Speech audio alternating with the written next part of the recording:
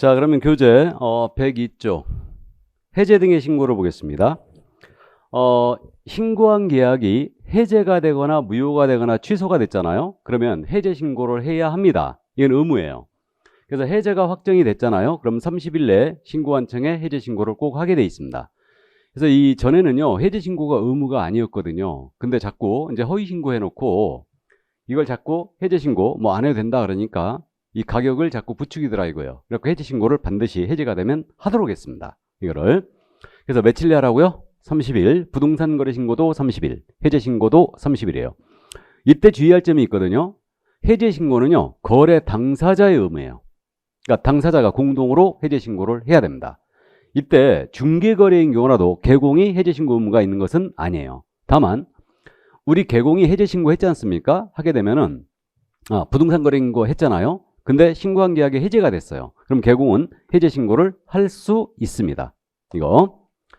그래서 결국은 해제 신고는 당사자의 의무예요. 그럼 여기서 이제 미리 말씀을 드리는데 우리 개업공인중개사가 있잖아요. 그거 생각해 보셨습니까? 우리가 중개를 했다 해서 왜 우리가 부동산 거래 신고해야 됩니까? 그죠? 우리가 중개를 했다는 것은 중개보수를 받지만 이거는 중개에 대한 대가죠. 부동산 거래 신고에 대한 대가가 아니에요. 그죠? 우리는 그러니까 무보수로 부동산 거래 신고 해주는 겁니다. 거기다가 신고 거짓으로 하면 이거 취득가액 5% 이하다가 만약에 가장 계약 해제 신고했잖아요. 3천만 원 이하가 들어요. 신고 안 해버리면 500만 원가 들어옵니다. 이렇게 돼 있는데 그래갖고 그 부동산 거래 신고자가 우리 법에 들어오면서 일방적으로 우리 개공한테 신고문을 부여를 해버렸어요. 이거를. 그래갖고 우리가 결국은 그렇게 이제 떠안게 됐는데 그 다음부터는 우리 협회가 아주 강력하게 반발했죠. 우리가 왜 부동산 거래 신고해야 되는데 말도 안 된다. 그래가지고 결국은 그 다음부터 들어온 제도들은 전부 다 우리 개공한테 의무를 부여하지 않았어요. 그래서 유일하게 부동산 거래 신고만 개공이 의무를 부담합니다. 그럼 해제 신고는 당사자에게 있다는 얘기죠. 그럼 있잖아요. 해제 신고 이거 30일 내 안 해버리면요 500만 원 이하의 과태료거든요. 이렇게 되는데 근데 우리 개공이 예를 들어서 부동산 거래 신고했어요. 해제 신고를 당사자가 해야 되잖아요. 그러면 계약이 깨져버리면 우리는 상당히 스트레스 받습니다. 맞죠? 그럼 당사자가 해제 신고를 해줘야 되는데 당사자가 해제 신고 안 해갖고 500만 원 과태료 먹었다. 그럼 중개업소 찾아와가지고 문안 인사하겠죠? 그러니까 결국은 개공이 신고했다면 해제 신고를 개공이 하게 될 겁니다. 그러니까 국토부도 그렇게 그냥 간 거예요. 그래서 개공이 해제 신고를 할 수 있을 뿐이에요. 근데 의무가 있는 것은 아니란 점. 당사자에게 있다는 걸 일단 이해를 해두시기 바랍니다. 됐죠? 그럼 이제 해제 확인서를 접시 발급을 해줍니다. 자, 그럼 이제 부동산 거래계약 해제 등의 신고를 다 살펴봤어요.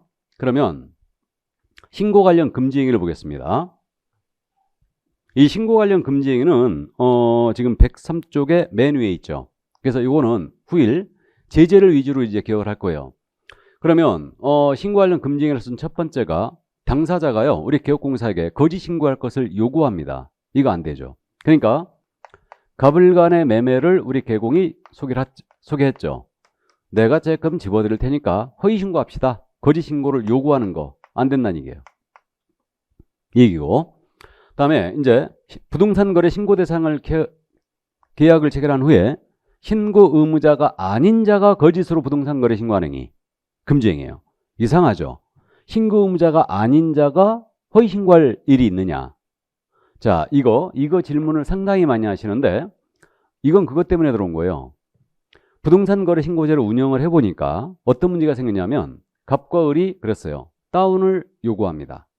우리가 합의했다. 다운을 쓰기로, 다운 계약서를 쓰기로 합의를 했대요. 그래가지고 개공한테 다운 계약서를 써달랍니다. 그럼 개공이 실무에서 어떻게 하냐면요. 그러면 다운 계약서를 이제 손님들께서 합의를 했으니까 계약서는 제가 써주는데 대신 여기다 도장을 안 찍겠습니다. 그래요. 쌍방 직거래 처리하겠다. 그러면 실제 거래가 10억인데 이들이 다운을 합의했어요. 9억에 쓰는 걸로. 그럼 개공이 9억짜리를 써주잖아요. 그럼 실질은 중개거래인데 계약서에 도장을 개공이 안 찍으니까 형식은 직거래가 돼버린 거죠. 그럼 갑과 을은 신고 의무자가 아니잖아요. 이들이 9억에 신고하는 거죠. 그럼 이게 신고 의무자가 아닌 자가 거짓으로 부동산 거래 신고하는 겁니다. 이걸 처벌할 길이 없었어요. 그래가지고 이걸 금지행위로 신사를 하면서 처벌을 이제 하게 돼요. 그래서 신고 의무자이든 아니든 허위 신고했잖아요. 거짓 신고해버리면 취득가액의 5% 이하의 과태료, 100분의 5 이하의 과태료를 맞습니다. 이거.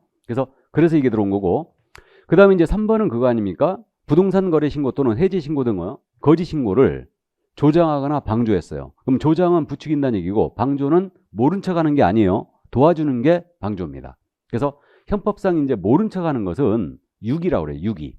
그러니까 이제 보호 의무자가 만약에 모른 척 해버렸다. 그럼 이때는 유기죄로 처벌되는데, 그러니까 엄마가 애한테 젖을 안 줘가지고 애가 굶어서 죽었다. 그러면 유기치사죄로 처벌돼요. 그때는. 근데 이제 방조는 모른 척 하는 게 아니고 도와주는 행위예요. 안에서 도둑질하고 있는데 밖에서 막 맞으는 거예요. 이게 이제 방조라고 이해하시면 됩니다. 도와주는 행위가 방조다. 그래서 이것도 이제 당연히 요구, 조장, 방조 모두 금지돼 있고, 그 다음에 이제 이게 신설된 건데, 부동산 거래 신고 대상 계약을 체결하지 않았어요. 근데 부동산 거래 신고를 해버리는 겁니다. 이걸 그래서 저는 가장 계약 신고라고 부를 거예요. 가장 계약 신고. 메모해 놓으세요. 그러니까 이제 4번이 가장 계약 신고란 얘기죠. 그럼 이거는 왜 들어왔는지 짐작되시죠? 예를 들어서 이 아파트 32평형이 이게 실제 시세가 지금 10억이에요. 근데 이걸 갖다가 15억으로 끌어올려야 되겠어요. 15억으로. 그래가지고 아파트 대표자회에서 와가지고 그러는 겁니다. 우리가 매도인 매수인 물건을 줄 테니까 15억에 거래됐다고 부동산 거래 신고를 해달라는 거예요. 그래가지고 개공이 대가를 받고 그것을 해주는 겁니다. 그러니까 신고 대상 계약이 체결되지 않았음에도 불구하고 신고하는 거죠, 이거. 거짓으로. 이게 가장 계약 신고라고 그래요. 가격을 지금 흔들고 있잖아요. 그럼 이제 거꾸로 이거죠. 5번은 그거 아닙니까? 신고한 후에 해당 계약이 해제가 안 됐음에도 불구하고 해제 신고해버리는 거예요. 이걸 저는 가장 해제 신고라고 볼 겁니다. 메모해 놓으세요. 가장 해제 신고. 해제가 되지 않았음에도 불구하고 해제 신고하는 겁니다. 그럼 이건 그거 아니에요. 그러면 15억으로 끌어올려야 되겠는데 부동산 거래 신고가 15억으로 돼 있는 거예요. 이걸 갖다가 해제 신고를 해달라는 겁니다. 그래갖고 해제가 안 됐음에도 불구하고 해제 신고를 해버리는 거죠. 이해되시죠? 그래서 이제 이렇게 금지가 들어왔고, 가장 계약 신고, 가장 해지 신고하면요, 이때는 3천만 원 이하의 과태료예요. 그래서 나중에 이제 과태료를 위주로 개혁을 할 겁니다. 자, 그래서 금지인까지 다 살펴봤고요. 그러면 이제 그 타제도와의 관계란 말 나와 있죠? 교재. 그래서 103쪽에 이 부분은 조금 어려운 제도인데 이해는 돼요. 자, 그러면 나와 있으니까 설명을 드리는데, 그 부동산 거래계약 신고필증을 받으면 계약서의 거민이 의제된다고 그랬죠? 이거 말씀드렸어요. 거민이 의제된다. 거민을 받은 것으로 봅니다. 이렇게 되고, 그러면 농지를 취득한 자는 농지 취득 자격 증명이라는 게 있어야 되죠? 그러면 예를 들어서 갑과 을이 농지를 매매했어요. 그래갖고 을이 농지 취득 자격 증명을 받았습니다. 그러면 부동산 거래 신고 안 해도 되느냐? 해야 됩니다. 해야 돼요. 제도가 틀리죠. 농지 취득 자격 증명은 농사를 지을 자격이 있는가를 보는 거예요. 암기하지 말고 이해하세요. 그러니까 농지 취득 자격 증명, 농사를 지을 자격이 있는가를 보는 거니까 매매라면 다시 부동산 거래 신고 해야 되죠. 이해되시죠? 자, 그 다음 이제 토지거래 허가의 관계. 그러면 토지거래 허가구역 내 토지에 대하여 토지거래 허가증을 받은 거예요. 그럼 토지거래 허가증을 받으면 부동산 거래 신고 안 해도 되느냐? 해야죠. 토지거래 허가는 사전허가예요. 사전허가. 그러면 이건 사전허가 사항이고, 부동산 거래 신고는 실거래가 노출을 목적으로 하고 있죠, 지금. 실제 이 가격이 거래했느냐, 이걸 보는 거예요. 그러면 사전허가 사항이니까 실거래가 노출됐어요, 안 됐어요? 안 됐죠. 그러니까 토지거래 허가증을 받았더라도 매매라면 부동산 거래 신고를 다시 하셔야 됩니다. 이해되시죠? 자, 그 다음 이제 외국인인데, 외국인은 이제 이 법에 의해서 부동산 등을 취득하면 외국인 취득 신고해야 되거든요. 그러면 이제 외국인 취득 신고가 있고, 그러니까 외국인이 그러면 예를 들어서 외국인이 국내 부동산을 취득한다. 토지 건물을 취득한다는 얘기예요. 그럼 이 국적이 외국인이니까 이 외국인은 외국인 취득 신고가 있어요. 그다음 매매였다면 부동산 거래 신고도 문제가 되죠. 그럼 이 외국인은 둘 다 해야 되느냐? 아닙니다. 외국인이 국내 토지 건물을 매매로 취득을 한다면 부동산 거래 신고가 공익적인 목적이 커요. 다음에 기한도 짧거든요. 30일로. 외국인 취득신고는 60일이에요. 그러니까 부동산 거래 신고가 먼저란 얘기죠. 그래서 외국인은 부동산 거래 신고를 했지 않습니까? 그럼 외국인 취득 신고를 면제해요. 외국인 취득 신고는 60일이거든요. 이해되십니까? 자, 그래서 여기까지. 그래서 이제 타 제도와의 관계인데 이거는 조금 어렵긴 어려운데 이해를 하면 되지 암기해서는 절대 안 돼요. 그러니까 제도의 취지를 생각하면서 이해를 일단 해두시기 바랍니다. 뭐 시험에 이 정도까지는 자주 내지는 않는데 이제 중요한 부분이 있긴 있어요. 그래서 이건 자연스럽게 여러분들이 감을 잡게 될 겁니다. 자, 그러면 타 제도와의 관계까지 다 살펴봤어요.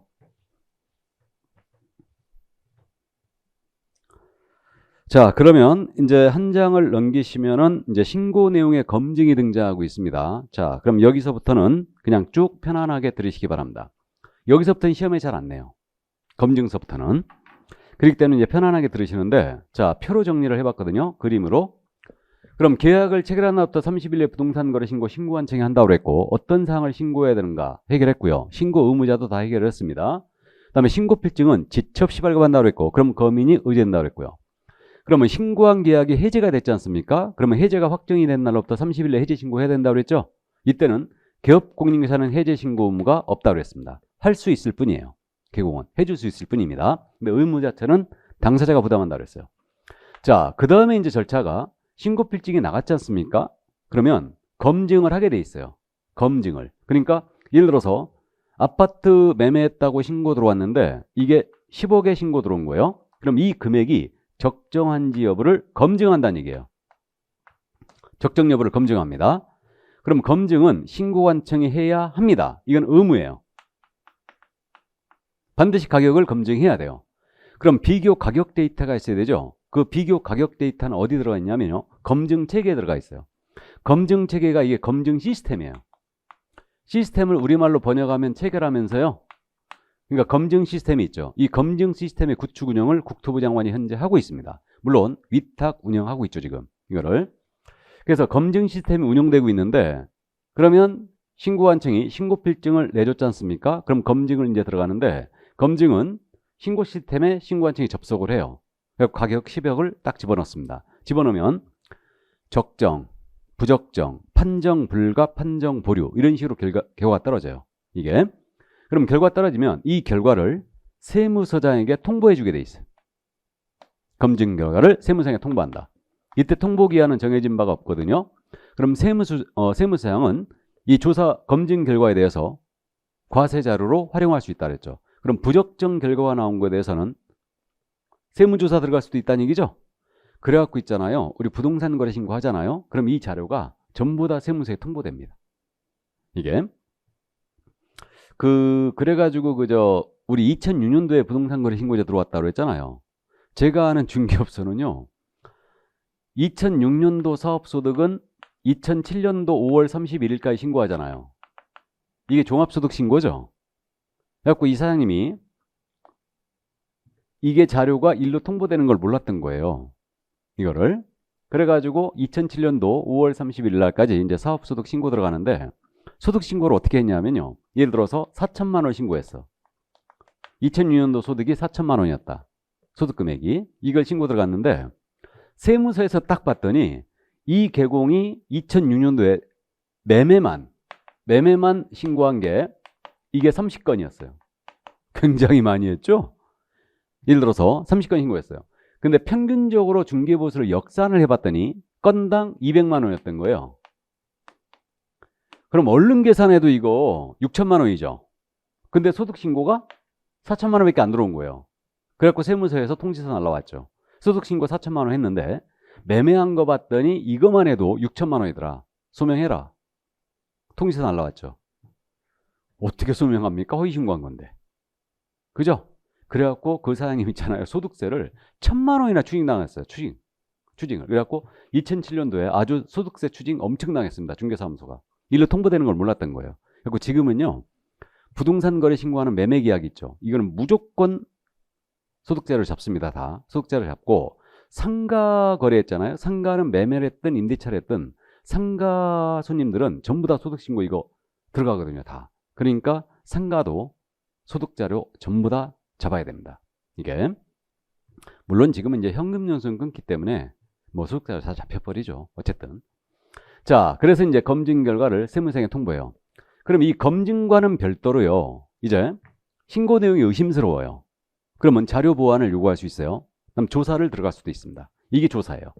그래서 신고 내용의 조사는 의무는 아니고 필요할 때 할 수 있어요. 이때 조사를 누가 할 수 있냐면 신고관청은 당연히 조사할 수 있고요. 국토부 장관이 더럽게 할 일이 없는가 봐요. 그러니까 국토부 장관도 조사할 수 있어요. 그러니까 국토부 장관은 지가 직접 할 수도 있고 신고관청과 공동으로 할 수도 있습니다. 그럼 신고 내용에 대한 조사를 들어갈 수가 있는데, 그러면 조사를 했는데 만약에 위법 사실 확인됐잖아요. 그럼 담당 공무원들은 당연히 관계기관에다가 고발 통보하게 돼 있죠. 공무원들은 당연히. 그래서 고발 통보할 수 있고요. 그 다음에 이제 결과 보고하는데, 조사 결과를 보고하는데 신고관청이 조사를 했지 않습니까? 그러면 신고관청이 조사를 하면 신고관청은 그 사실을 자기 상급기관인 시도의사에게 보고하게 돼 있어요. 조사 결과를 보고하게 돼 있고, 그럼 시도의사가 시군구청장으로부터 보고를 조사 결과를 쫙 받았지 않았어요? 받으면 그 사실을 국토부 장관에게 다시 보고해요. 그래서 보고하는데, 시도의사는 국토부 장관에 보고할 때는요, 월 1회는 하라고 이렇게 정해져 있습니다. 근데 신고관청이 시도지사에게 하는 것은 월 1회 하라는 얘기 없죠. 근데 특별히 시도지사가 국토부 장관에 보고하는 것은, 조사 결과 보고는 월 1회 하라고 그랬어요. 왜 그랬을까? 안 할까봐. 안 할까봐. 우리 오세훈 서울시장한테 국토부 장관한테 보고하라고 하면 오세훈 시장이 그러겠죠. 네가 뭔데 나한테 보고하라고 그러냐고. 그러니까 안 할까봐 월 1회라고 못을 박아놓은 거예요. 이게 시도지사가 높냐 국장이 높냐 이렇게 여러분한테 물어보면 여러분들은 공법을 공부하고 있기 때문에 당연히 국토부 장관이 높다고 이제 하시겠죠. 근데 물론 이제 조선시대로 따지면 관찰사하고 육조판사하고 누가 높냐 그러면 당연히 육조판사가 높죠. 관찰사보다는. 그렇게 되는데 지금은 임명직 시대라 시도지사가 이게 누가 높냐를 사실 가릴 수가 없는데, 참고로 임명직, 지금 선출직이죠. 지금은 임명직이 아니고 선출직인데, 시도의사가 그 임명직 시절에 있잖아요. 군사독재 시절에 임명직이었죠. 시도의사가. 서울시장은 그때 당시에도요, 부총리급이었어요. 급 자체가, 서울시장은. 그래서 어쨌든 시도의사가 안 할까봐 월 1회는 조사 결과를 보고하라 이렇게 못을 박아놓은 겁니다. 그래서 이렇게 돼 있고, 자, 그 다음에 이제 그 조사 결과 보고까지만 쭉 나와 있죠. 여기까지. 그 다음에 지금 우리 교재에는 이 내용이 안 나와 있는데 참고해 두세요. 줄기만 일단 잡고 가는데, 정정신청 변경신고라는 제도가 있어요. 이게 뭐냐면 정정은 잘못됐을 때 하는 거죠. 우리가 그저 공시법 시간에 경정등기를 들어보는데, 경정등기는 잘못됐을 때 하는 거죠.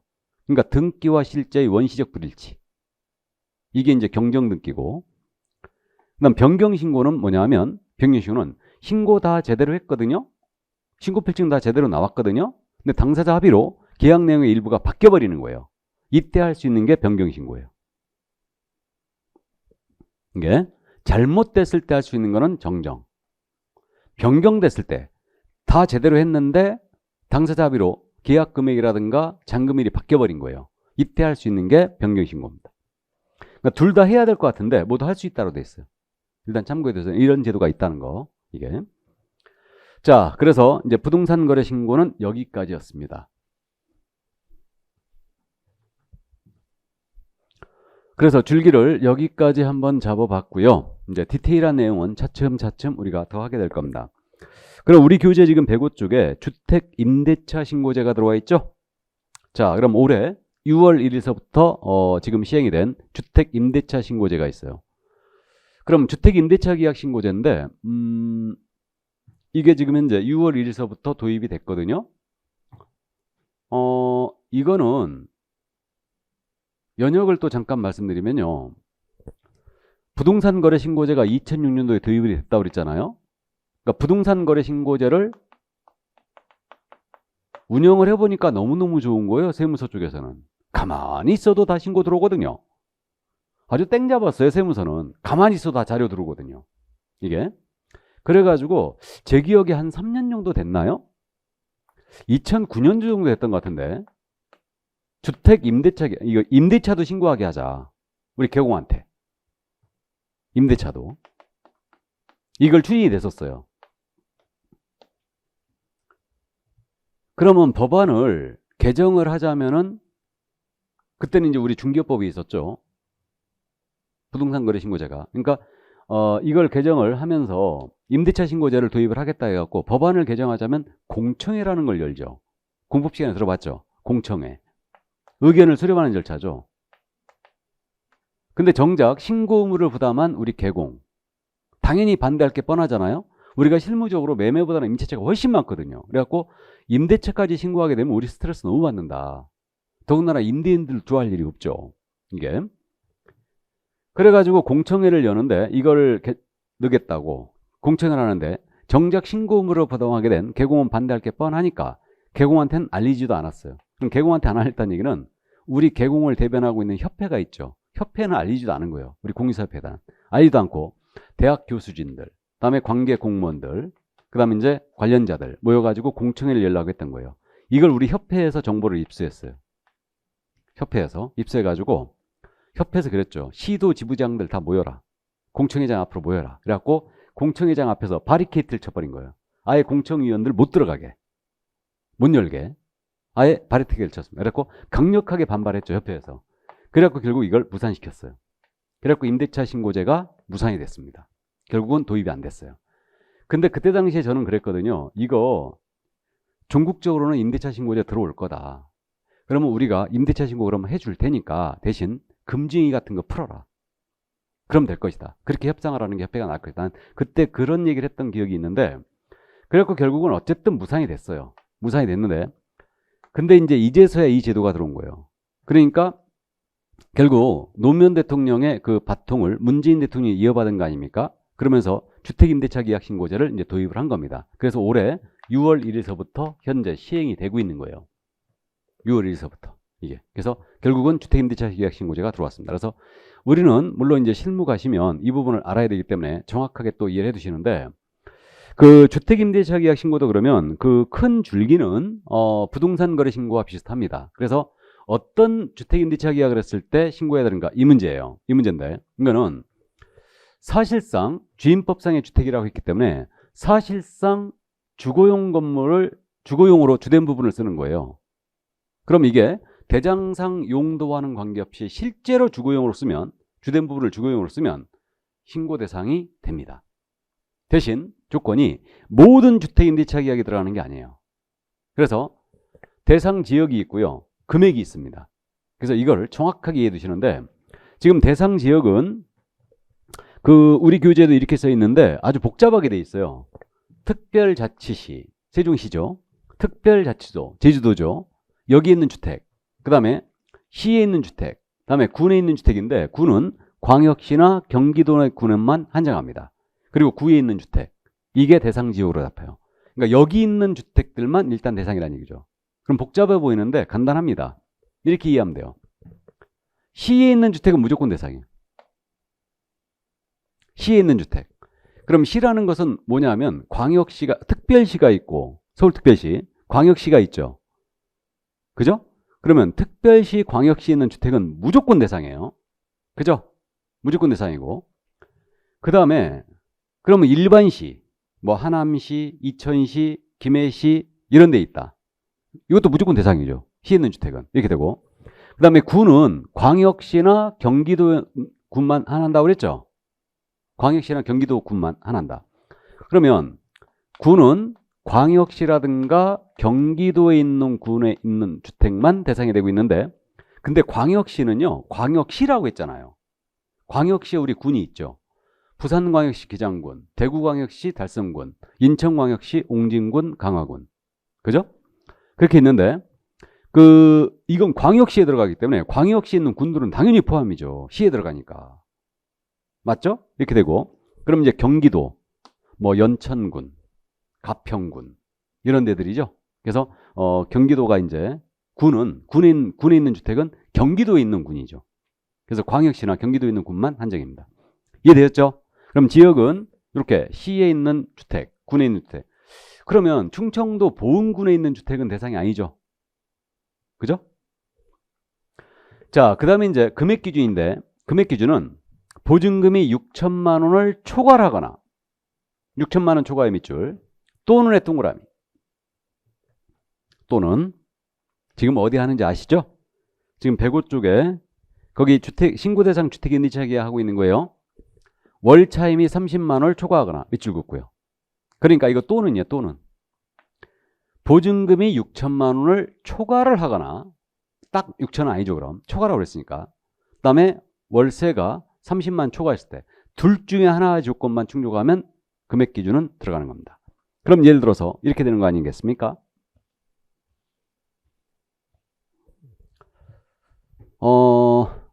만약에 광명시에 있는 주택이에요. 보증금 5천이었습니다. 월세가 50만 원 있었어요. 이거 신고 대상 맞죠? 보증금은 5천 안 들어갔지만 6천만 원 미만이 됐죠. 지금 이해가 됐고요. 그 다음에 여기 월세 50만 원이니까 30만 원 초과했으니까 대상입니다. 이해되시죠? 자, 다음 대구광역시 달성군에 있는 거예요. 대구광역시 달성군. 그러면 일단 지역 들어갔죠. 그럼 여기 있는 주택으로서 임대차 계약인데 보증금 7천에다가 월세가 20만 원 있었어요. 그럼 이것도 신고 대상이죠? 보증금이 넘어갔었죠. 그죠? 이렇게 돼요. 근데 보은군에 있는 주택이었다. 충청도 보은군에 있는 주택이면 보증금이 예를 들어서 7천에다가 월세가 50만 원이어도 이건 대상이 되지 않습니다. 보은군이기 때문에 빠진 거죠. 감 잡혀요? 자, 그래서 이거 신고 대상이냐 아니냐 꼭 감 잡아두시고 이번 32회 때 물론 이 부분을 출제했죠. 출제가 예상되는 부분이었어요. 이거는. 그래서 그 정도 예를 들어서 가로놓기로 지금 냈죠. 이거를 63으로 기억합니다. 숫자는 63 6천, 3천, 63 이렇게 또는이에요. 둘 중에 한 가지만 충족하면 대상입니다. 자, 그래서 신고 대상 계약 우리는 실무 과목이니까 정확하게 이해를 꼭 해두셔야 되고요. 그럼 이제 나머지 절차에 관한 내용인데 자, 이건 바로 그림으로 보죠. 그냥 교재 지금 설명이 돼 있는데 자, 그냥 보시기 바랍니다. 여기. 그럼 주택임대차 신고대상 주택임대차 계약을 했어요. 그럼 이것도 계약을 체결한 날로부터 30일 내에 주택임대차 계약 신고합니다. 부동산 거래 신고와 똑같죠. 계약을 체결한 날부터 30일에 들어가고 신고관청에 들어가요. 이때 그 주택 소재지 시군구청장에 들어가는데 이거 조례로 위임할 수 있어요. 그러면 시군구청장이 위임을 하자면 자기보다 하위 직급에 있는 자한테 위임하겠죠. 그러니까 조례로다가 위임이 가능한데 이거는 읍면동장에게 위임할 수 있어요. 읍면동장한테 이렇게 위임할 수 있고요. 이때 주택임대차 계약 신고는요. 거래 당사자, 임대인, 임차인이 공동으로 하셔야 됩니다. 그럼 우리 개공한테는 신고 의무가 있다 없다? 없다. 그래서 부동산 거래 신고만 유일하게 개공한테 의무를 부여했다고 했어요. 그러니까 개공한테는 신고 의무가 없습니다. 이거는 당사자가 공동으로 신고해야 돼요. 이게. 그래서 지금 현재 이렇게 돼 있고요. 당사자가 공동으로 신고할 의무를 부담하고 있고요. 그러면 이때 신고할 때 어떤 사항을 신고해야 되느냐? 이것도 마찬가지로 그거예요. 육하원칙 중 4가지. 누가 어떤 주택을 언제 얼마에 거래했냐? 이게 핵심 아니겠어요? 그럼 누가 임대인, 임차인의 인적사항을 신고해야 되죠. 어떤 부동산을 임대차 목적물 신고해야 되죠. 당연히. 그 다음에 언제 계약일, 계약기간이 들어가요. 이거는 계약기간 신고해 줘야 되고요. 계약 체결을 당연히 해야 되고 그 다음에 얼마에 보증금 월차임 이거 신고 들어가야 되죠. 여기에 계약갱신 요건 행사 여부가 들어가요. 그래서 이 사항을 신고합니다. 그러면 주택임대차 계약 신고서가 있어요. 그러니까 그 신고서에 이 내용이 다 들어갑니다. 들어가고 그럼 신고의 방법은 어떻게 되냐면 이것도 당연히 인터넷으로 하는 전자신고 방식이 있고요. 방문신고 방식도 있죠. 이거. 그래서 물론 방문신고할 때 지실대행 허용하는데 요거는 전자신고도 대행을 허용하는데 이건 이제 나중에 하기로 하고요. 일단 그래서 방문신고, 전자신고 방식으로 지금 나눠져 있고요. 이건 부동산 거래 신고와 똑같아요. 그렇게 되고 그 다음에 이제 신고자는 신분증을 당연히 제시해야 됩니다. 방문신고할 때. 그 다음에 이제 구체적인 신고의 방법이 일방 제출 방식과 계약서 제출 방식을 인정하고 있어요.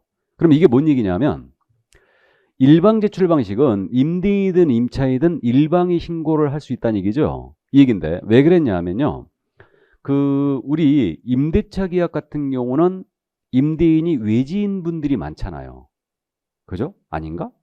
외지에 사시는 분들이 있어요. 그러면 이 외지의 사실이기 때문에 이분이 안 올 수도 있더라 이거예요. 맞죠? 안 올 수도 있기 때문에 임차인이 일방적으로 계약서가 써졌다면 계약서를 제출함으로써 신고서에다가 계약서를 제출함으로써 신고를 하면 공동신고가 간주가 되고요. 계약서가 없다면 입금증 사본 같은 거 있죠. 임차인이 신고서를 써가지고 신고서에다가 입금증 사본 같은 걸 첨부하는 거예요. 계약금 입금증 같은 거. 그래갖고 신고 들어가면 이렇게 공동신고로 간주합니다. 그러니까 일방신고 방식을 인정하고 있고, 그 다음에 계약서 제출 방식 있죠. 이것도 인정해요. 그럼 이게 뭐냐면 그 계약서는 당연히 완벽한 계약서여야 돼요. 임대인, 임차인이 모두 여기다가 서명 또는 날인이 돼 있어야 되고요. 그 다음에 신고사항이 모두 계약서에 포함이 돼 있어야 됩니다. 이 내용이 포함되어 있어야 돼요. 그러면 계약서를 내므로써 바로 공동신고한 것으로 본다는 얘기죠. 이 얘기인데, 그래서 이 계약서 제출 방식을 인정을 합니다.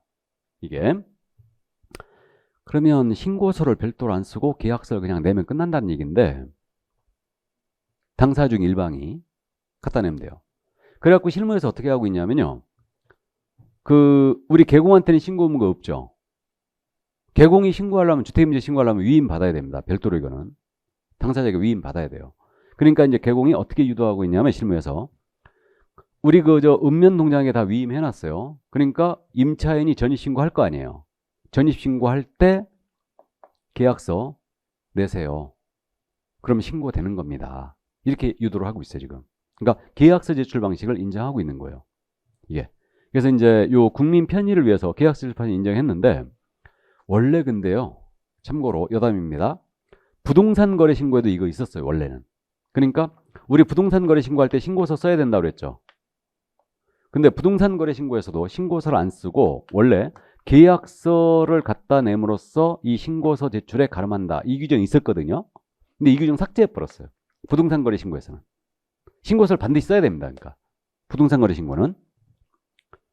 근데 이 제도를 부동산 거래 신고에서는 계약서 제출 방식을 왜 삭제해 버렸냐면요, 우리 담당 공무원들 몇 시에 퇴근해야 된다고요? 6시에 칼퇴근해야 되죠. 그죠? 근데 칼퇴근이 안 돼가지고 이것도 폐지한 거예요. 농담 아니고 이게 진담입니다. 부동산 거래 신고제가 2006년도에 도입되면서요, 계약서를, 신고서를 안 쓰고 계약서 제출 방식을 인정했거든요. 이때 대행을 누가 많이 했냐면 법무사가 많이 했어요. 법무사가 이전 등기를 해야 되기 때문에 결국 신고필증이 있어야 되거든요. 이전 등기 할 때는. 그러면 결국 법무사가 대행을 많이 하는데 30일 내에 신고하면 되지 않습니까? 그러니까 법무사가 계약서를, 원본을 차곡차곡 모이는 거야. 30일 동안.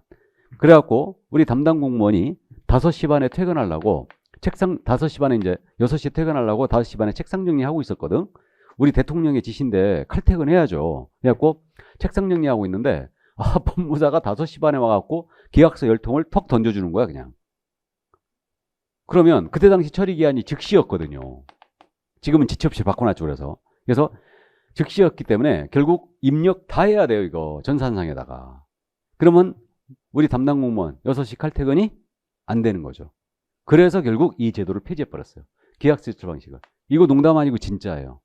그래서 담당 공무원 일선에서 이거 즉시 문제 있다, 계약서 제출 방식 문제 있다 하고 국토부에 이제 하도 하소연을 해야 되니까 결국은 이걸 폐지해버리게 됩니다. 그래갖고 지체 없이 이걸 바꿔주고요. 계약서 제출 방식은 부동산 거래 신고에서 폐지했어요. 근데 주택임대차 계약 신고 들어오면서 제가 이 내용 이 내용 들어오면서 웃었습니다.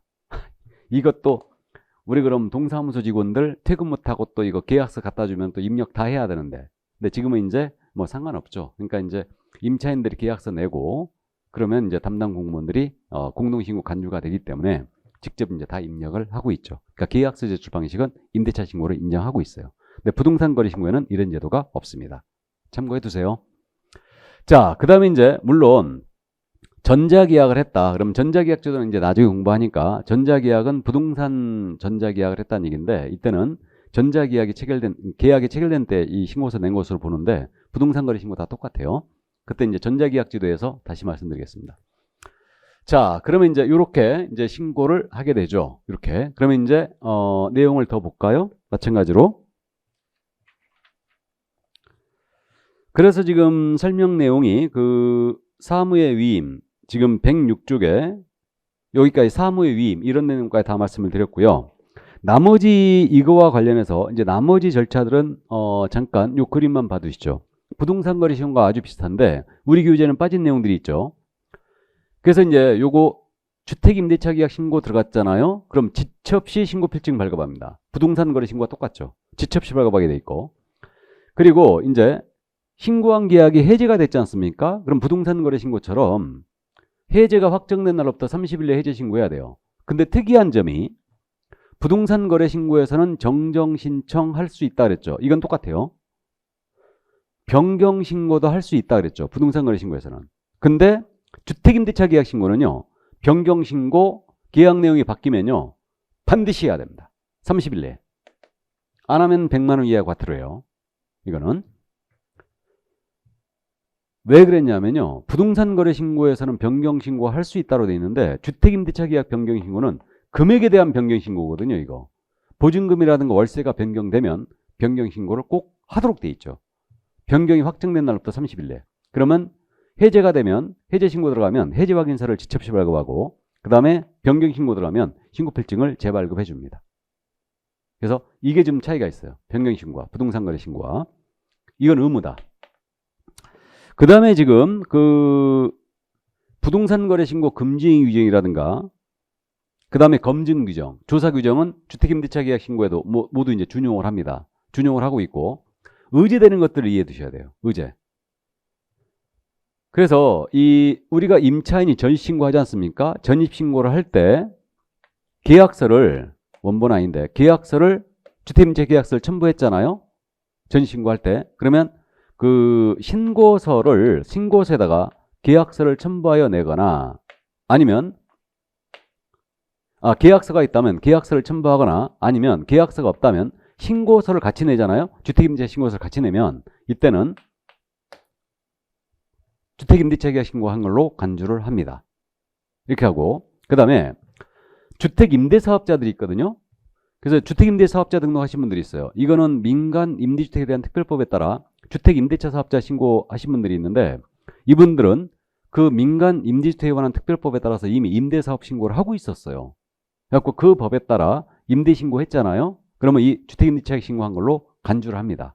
이렇게 되고 그 다음에 주택임대차 계약 신고를 동에서 접수했거나 신고한청이 접수를 했다. 또는 변경신고를 접수했잖아요. 접수하게 되면 이때 확정일자 자동적으로 부여한 것으로 간주합니다. 다만 이때는 계약서 제출이 돼야 돼요.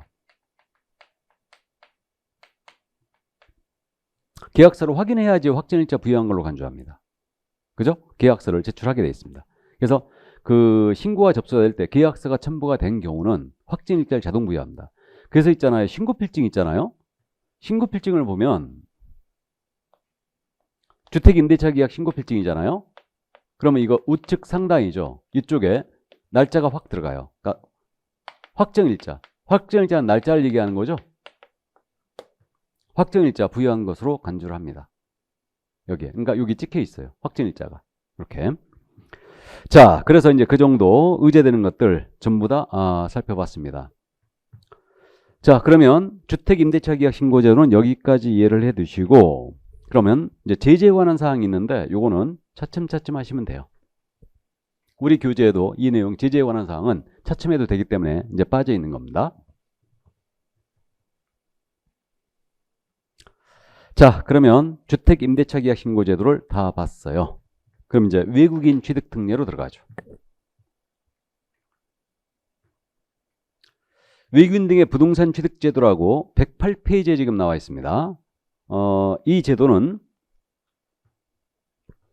매번 한 문제씩 꼬박꼬박 출제하는데 외국인에 대한 규제예요. 그래서 외국인이 국내 부동산 등을 취득한다. 그럼 신고나 허가 의무를 발생시키고 있어요. 그럼 이때 외국인이 누구냐? 이게 문제인데 이 외국인의 정의에 대해서는 앞에 있었죠? 그러니까 앞으로 잠깐 갔다 올까요? 우리 교재 98쪽을 펴보세요. 98쪽에 외국인 등의 정의가 나와 있죠? 외국인 등. 자, 이 부분 시험 볼 때마다 외국인의 정의는 물어봅니다. 그러니까 이해를 꼭 해두시는데 자, 그럼 칠판 보시죠. 대한민국 국적을 보유하고 있지 아니한 개인. 당연히 외국인이죠, 뭐. 우리 국적이 없다면. 근데 외국에는 시민권이 있고 영주권이 있죠. 그러면 시민권 취득해야지 외국인이에요? 영주권 취득해야지 외국인이에요? 시민권자요? 그래서 승준이가 시민권 취득한 거예요. 미국 시민권. 어감상으로는 영주권자가 외국인처럼 보이거든요. 근데 시민권자가 외국인입니다. 영주권자는 제외 국민이에요. 외국인이 아니에요. 제외 국민입니다. 그러니까 시민권 취득해야 된다. 자, 그다음에 외국의 법령에 따라 설립된 법인이나 단체. 그러니까 외국 법인이죠, 이거. 외국 단체 다 포함해요. 여기서 미리 보는데 국제기구 다 들어가요. 외국 정부도 들어가요. 이거. 그래서 국제연합회 산하기구, 전문기구, 정부간기구, 준정부간기구, 비정부간 국제기구 전부 다 포함합니다. 그러니까 WHO 이런 데 전부 다 외국인입니다. 다 그렇게 되고 있고요. 그 다음에 이제 주의할 점이 바로 이 부분이죠. 우리나라 법에 의하여 설립된 내국법인이에요. 그렇다 하더라도 거기에 사원, 구성원, 임원이죠. 이들의 2분의 1 이상이 만약에 외국인이잖아요. 그러면 이 법인이나 단체는 외국인 취급받습니다. 그럼 만약에 우리나라 법에 의해서는 내국법인인데 임원이 10명이 있는 거예요. 이 중에 만약에 5명이 외국인이었다. 2분의 1이. 그러면 이건 외국법인 취급당합니다. 이해되세요? 2분의 1이다. 그 다음에 외국인이나 외국법인이 자본금이나 의결권이에요. 이건 주식수로 이해하면 돼요. 주식수의 2분의 1 이상을 갖고 있다. 외국인이나 외국법인이. 그럼 이 법인은 외국인 취급합니다. 그래서 이거는 삼성전자로 기억하세요. 삼성전자 주식회사의 주식을 만약에 외국인이 50%를 갖고 있잖아요. 그러면 삼성전자는 국내 부동산, 토지, 건물, 분양권, 입주권 취득할 때는요. 신고나 허가 의무가 발생돼요. 그래서 2분의 1이다. 이렇게 이제 숫자 기억하세요. 그러니까 삼성전자 주식회사의 주식을 외국인이 50%를 갖고 있다. 그럼 삼성전자는 국내 토지나 건물 취득할 때요. 신고나 허가 의무가 발생된다는 얘기예요. 외국인 취급한다는 얘기죠. 자, 그래서 외국인의 정의 2분의 1을 꼭 기억을 해 두시고요. 자, 그럼 뒤로 다시 갑니다. 자, 그럼 뒤로 다시 가서 교재 다시 108쪽으로 돌아왔어요. 자, 이 법상 그럼 외국인에게 신고나 허가 의무를 발생시키고 있다고 그랬는데 신고 의무예요. 신고 의무는 관할은 당연히 신고관청이 관할이 되고 있고요. 외국인이 국내 토지, 부동산 등을 계약을 원인으로 취득한 경우가 있고 계약이 아닌 원인으로 취득한 경우가 있고 계속부의 신고라는 게 있어요. 그러니까 신고는 세 가지로 나눠지는데 그러면 소유권 취득 계약이거든요, 이거. 이때 이제 외국인에게 신고를 할 의무를 부여했는데 소유권이 규제 대상이에요. 소유권. 그러니까 지상권이나 임차권 취득할 때는 뭐 주택임차권은 다르지만 그래서 소유권, 저당권 이런 것은 소유권이 대상이고 저당권이나 지상권 이런 것들은 대상이 아니에요. 이게. 그래서 원래 규제 대상이 되는 것은 소유권이 대상이죠. 그럼 외국인이 국내 부동산 등에 대하여 계약을 원인으로 소유권을 취득한다. 그럼 소유권 취득 계약의 종류가 매매가 있고 교환도 있고 증여도 있잖아요. 그죠? 근데 여기서 교환 증여만 들어가죠. 왜 그러냐면 외국인이 만약에 매매로 국내 부동산 등을 취득하잖아. 매매? 그럼 매매는 우리가 방금 전에 했죠. 매매는 부동산 거래 신고해야 돼요. 그러니까 외국인이 매매로 국내 부동산 등을 취득하게 하면요. 계약을 체결한 날로부터 30일 내에 공동신고 들어와야 됩니다. 이거. 그래서 이거는 부동산 거래 신고죠, 지금. 자, 그런데 이제 그러면 소유권 취득 계약으로서 교환이나 증여가 문제가 되는데 교환 증여로 외국인이 국내 부동산 등을 취득하잖아요. 그럼 이때는 계약을 체결한 날로부터 60일 내에 신고해야 됩니다. 60일이죠, 이거는. 그러면 외국인이 교환으로 취득하면 60일, 매매로 취득하면 부동산 거래 신고니까 30일 내에 해야 돼요. 이게. 그래서 이건 60일이다. 계약 원인 취득은. 그래서 외국인이 부동산 거래 신고했잖아요. 그러면 외국인 취득 신고를 면제하는 거예요. 30일이잖아, 이거는. 그러니까 이게 더 중요하다는 얘기죠. 이게. 자, 그 다음에 이제 계약이 아닌 원인으로 국내 부동산 등을 외국인 취득합니다. 그럼 계약이 아닌 원인이 뭐냐? 여러분들이 민법 시간에 법률의 규정이야 물권명사를 나중에 공부하는데 상속, 판결, 경매, 환매권 행사, 법인의 합병이 있어요. 합병은 상속과 똑같다고 이해하시면 돼요. 포괄적 승계가 일어나는 현상이에요. 그 다음에 외국인이 건물을 신축, 중축, 재축으로 취득해요. 계약이 아니원이죠, 다. 이렇게 취득하면 이때는 취득한 날로부터 6개월 내 취득신고 들어와야 돼요. 6개월이다. 이때는 계약이 아니원이는. 그 다음에 우리나라 사람이었는데 국적이 외국인으로 바뀌었잖아요. 그럼 국내 부동산 등을 계속 보유코자 한다. 그럼 계속 보유 신고하셔야 돼요. 그럼 계속 보유 신고는 외국인으로 변경된 날로부터 6개월 내에 들어와야 돼요. 그럼 외국인 취득신고 의무는 숫자 6과 친하죠? 계약 원인만 60일이에요. 나머지는 6개월이죠, 다. 그죠? 그것도 매매는 30일입니다. 됐습니까? 이게 바로 신고 의무예요. 그래서 외국인은 국내 부동산 등을 취득하면 이렇게 신고를 하게 돼 있고, 자, 그 다음에 이제 외국인이 허가를 받아야 될 지역이 있어요. 그래서 외국인의 토지거래 허가 그랬는데 이게 토지거래 허가제하고 헷갈릴 것 같아서 외국인 등의 허가제도가 있습니다. 그럼 외국인은 일정 지역을 취득할 때는 허가를 받고 취득해야 되는 지역이 있어요. 시군구청장에게 토지거래 허가처럼. 그래서 허가를 받고 취득해야 되는 경우가 있는데 관할은 물론 이제 토지 소지의 관할 시군구청장인데 그 허가 대상 토지 4군데 지금 교재 109쪽에 지금 박스 처리돼 있죠. 요 4군데는 나중에 암기할 건데 외국인이 군사기지 및 군사시설 보호법상 분사기지 및 군사시설 보호구역 내 토지를 취득한다. 그럼 허가를 받으셔야 됩니다. 문화재 보호법이 있어요. 이 법에 따라 문화재 보호구역입니다. 이쪽을 취득한다. 허가받고 취득해야 되고 자연환경 보전법상 생태공간 보전지역 내 토지를 취득한다. 그럼 당연히 허가받으셔야 됩니다. 생태공간 보전지역은 서울 같은 경우는 여의도 밤섬 있죠. 이게 생태공간 보전지역이고 뭐 인천 소래습지 또 전국적으로 유명한 창녕 우푼읍지 이런 데들이 바로 생태경관 보전지역이에요. 이쪽을 취득할 때는 허가를 미리 받으셔야 되고 그 다음에 야생생물 보호 및 관리에 관한 법률이 있거든요. 이 법에 따른 야생생물 특별보호구역이 있어요. 당연히 지리산 자락이라든가 백두대간이라고 있죠. 백두대간 지역 야생생물 특별보호구역이죠. 그러니까 이쪽을 취득한다. 그러면 허가를 받고 취득해야 됩니다. 그래서 4군데 지역 요 지역을 취득할 때는 허가를 받아야 된다. 그러니까 이거 암기해야 되죠. 암기할 거예요. 두 문제 따서. 그러면 허가를 받지 아니하고 외국인이 계약을 했지 않습니까? 그럼 이 계약 무효예요.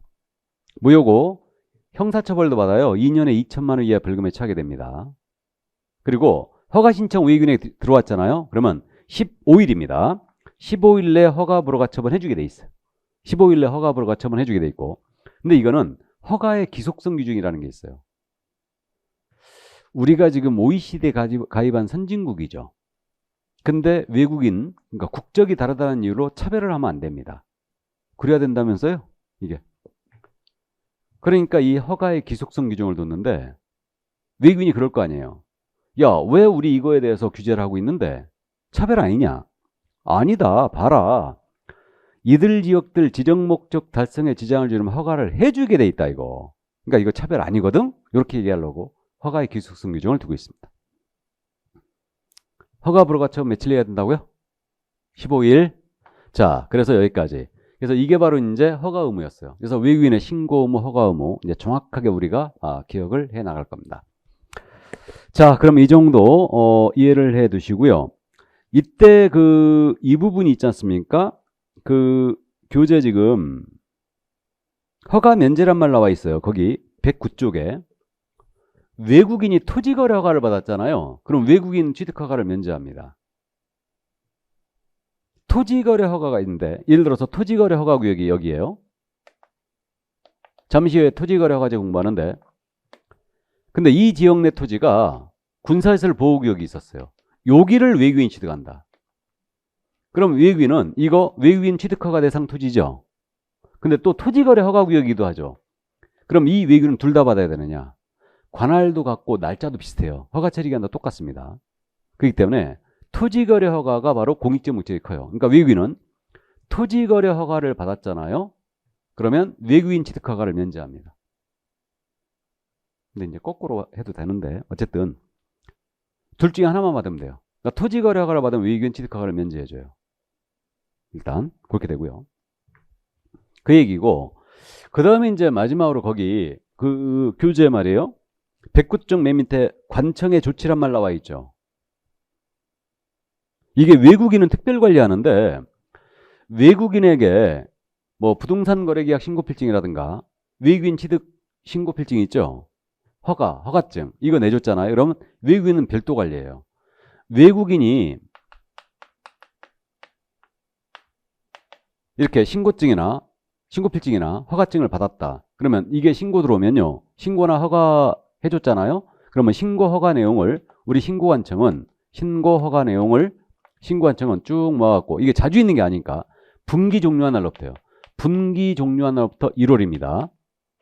1월 내에 분기가 뭔지는 알죠? 1월 내에 시도지사에게 외국인 신고 허가 내용을 제출해 줘야 돼요. 그럼 시도지사는 다시 국토부 장관에게 1월입니다. 1월 내에 국토부 장관에게 이거를 제출을 하게 돼 있어요. 그래서 외국인 국내 부동산 보유 현황은 모두 국토부에서 관리합니다. 그러니까 국토부 홈페이지 들어가면 이거 나와 있어요. 그래서 분기 종료날부터 1월 시도지사가 내면 시도지사는 다시 1월 내에 쫙 모아서 국토부 장관에게 제출하게 돼 있고, 세종시장은 자기 상급기관에 시도지사가 없죠. 특별자치시장. 그러니까 세종시장은 특별자치시장은 분기 종료부터 1월 내에 직접 국토부 장관에 제출합니다. 자치시장은 됐습니까? 그게 마지막에 있는 관청의 조치란 말 그 말이에요. 참고해 두세요. 거기까지. 자, 그래서 외국인 부동산 취득 제도를 다 봤습니다. 그럼 여기까지 하고 잠시 쉬었다 할까요? 네, 잠시 쉬었다 하도록 하겠습니다.